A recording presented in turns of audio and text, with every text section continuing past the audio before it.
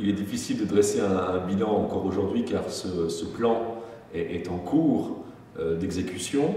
Ce qu'on peut dire sur ce plan, c'est qu'il vise à redonner de la compétitivité à l'économie ivoirienne pour provoquer une augmentation évidemment des revenus, pour ensuite mieux les redistribuer auprès des populations et pour ainsi baisser la pauvreté qui a vraiment augmenté durant les 15 années de crise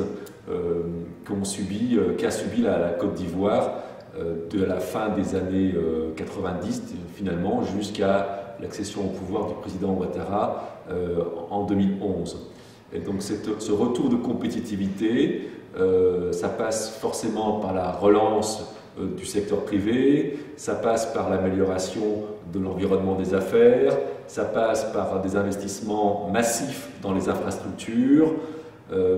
Voilà essentiellement les grands axes de ce plan émergence qui vise notamment aussi, et c'est important de le souligner, à redonner de la force à l'économie ivoirienne de par notamment son secteur primaire, donc l'agriculture, l'agro-industrie, qui sont véritablement un avantage comparatif pour l'économie ivoirienne. On connaît tous les filières ivoiriennes, du cacao, de l'huile de palme, de l'EVA et de l'ananas, et ce sont sans doute là des leviers de croissance pour la Côte d'Ivoire.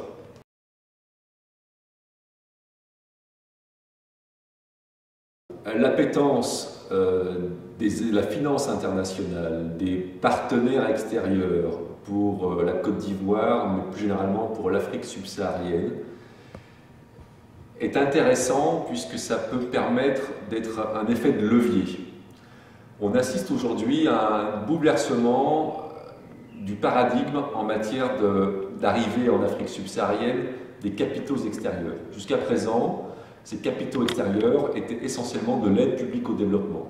Aujourd'hui, on assiste à une arrivée de plus en plus importante de capitaux privés. Ce sont des IDE, c'est du private equity, c'est les transferts des migrants.